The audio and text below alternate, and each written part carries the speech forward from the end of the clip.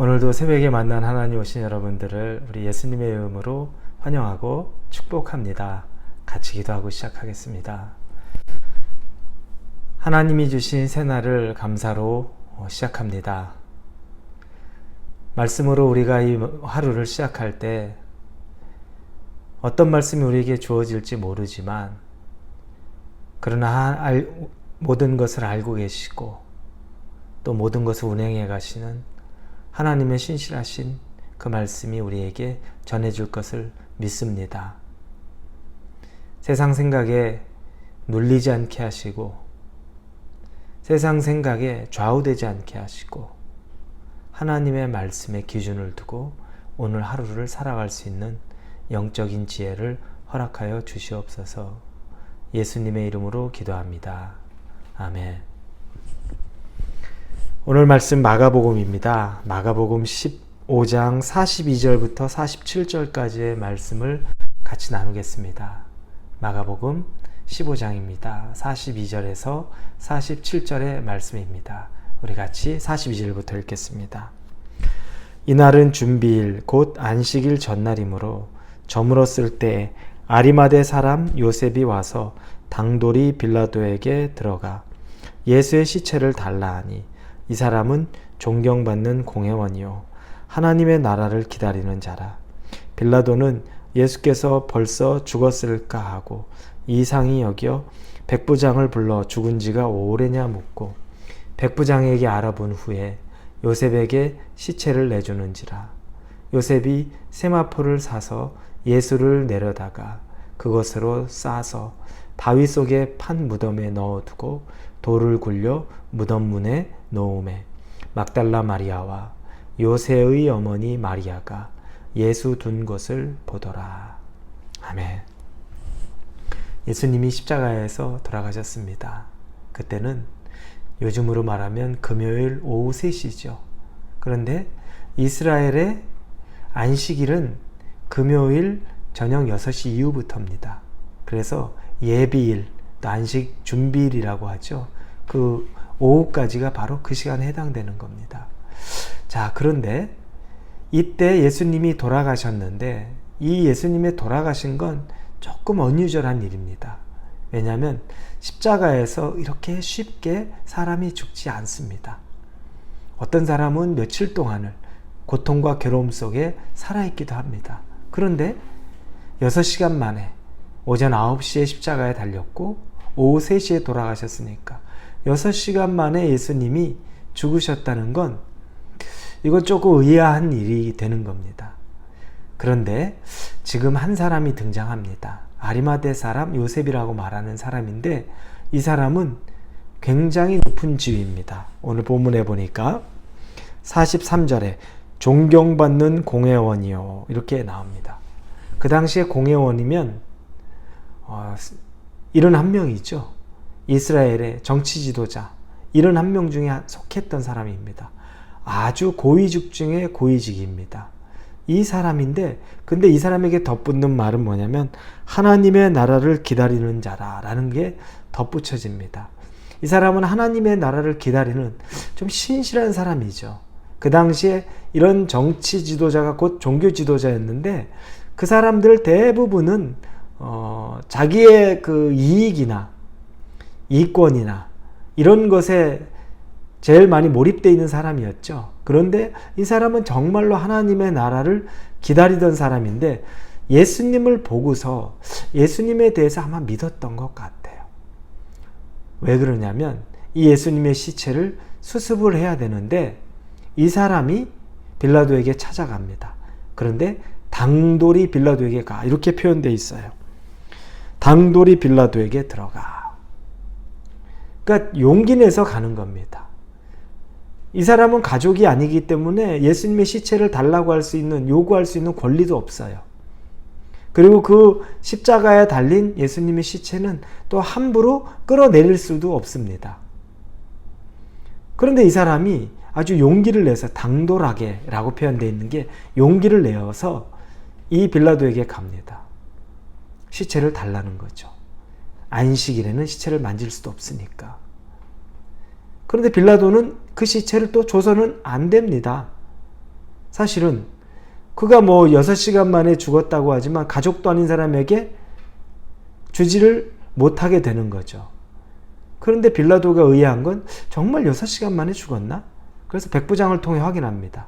정말 죽은 게 맞아? 그럴 수 없잖아 라는 것이죠. 그때 백부장이 죽음을 확인시킵니다. 그러자 예수 그리스도의 시체를 이 요셉에게, 아리마대 사람 요셉에게 내어줍니다. 이 아리마대 사람 요셉은 자기의 모든 걸 다 내어놓고 이 요청을 한 겁니다. 공회원, 종교 지도자, 정치 지도자, 존경받는 자.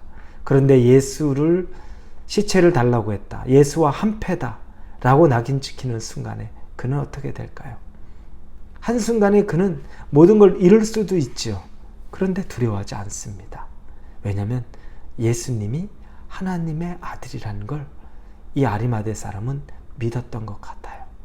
그러니 주저하지 않고 그 시체를 달라고 해서 자기 무덤 안에 예수의 시체를 넣어놓습니다. 저는 아리마대 사람 요셉을 보면서 이 말씀을 자주 보게 되죠. 그런데 꼭 느끼는 건 뭐냐면 용기 낼 수 있을 때 용기 내는 사람이구나. 그게 늘 생각됩니다. 어떤 사람은 항상 같은 편인 것 같은데 결정적일 때 배신하는 사람이 있는 거. 그런 경험들을 합니다. 영화도 그렇고 드라마도 그렇지만 우리의 삶에도 그런 경험들이 있습니다. 그런데 어떤 사람은 별로 나랑 깊은 관계가 아닌 것 같은데 결정적일 때 내 편에 서는 사람이 또 있습니다. 놀라워요. 어떻게 왜 그랬지? 라고 할 정도로.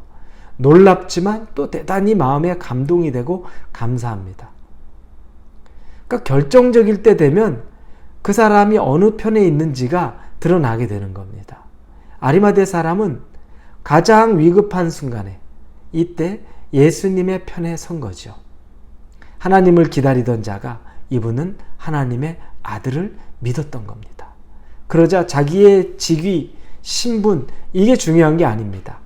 그러니까 당돌이 빌라도에게 가서 시체를 내어달라.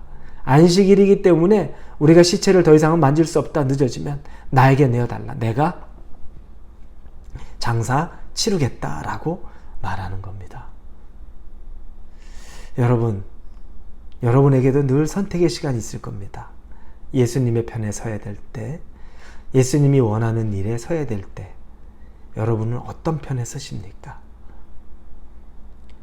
위기의 순간 같아 예수를 부인하는 사람들이 있고, 어려운 순간 같아 예수님을 떠나는 사람도 있었지만, 아리마대 이 요셉을 보면서는 가장 위기인데 예수님과 함께하던 사람이라는 걸 보게 됩니다.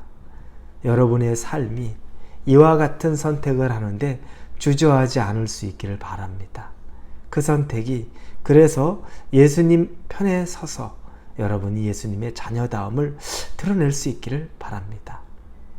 그리고 요셉은 자기의 빈 무덤, 자기를 위해 준비해둔 그 무덤에 예수님을 안치합니다. 예수님은 올 때에도 자기 집도 아닌 마구간에서, 여관에서 태어났다고 우리는 성경을 통해 알고 있습니다.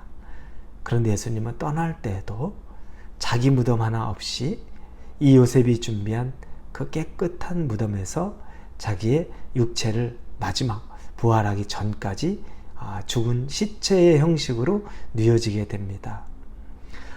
비움이란 이런 거구나를 생각합니다. 아무것도 가진 것, 자기 것 가진 것 없이 왔다 돌아갈 때도 아무것도 자기 것 아닌 것에서 돌아가신 예수님을 보면서 세상에 집착하고 사는 것이 아니구나. 모든 것은 예수님처럼 살아가야 되는 거구나. 그런데 우리가 시간이 갈수록 집착하고 더 소유하고 싶은 욕구가 너무너무 많아지는데 예수님은 그 모든 것들을 그냥 보여주십니다.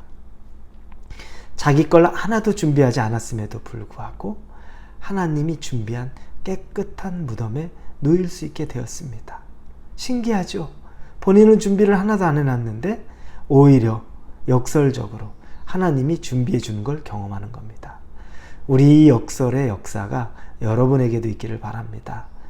나는 준비가 좀 더딘 것 같은데 그런데 주님만 바라보고 살았던 삶의 마지막 역설은 하나님이 책임져주는 삶, 그 삶이 되기를 예수님 이름으로 축원합니다.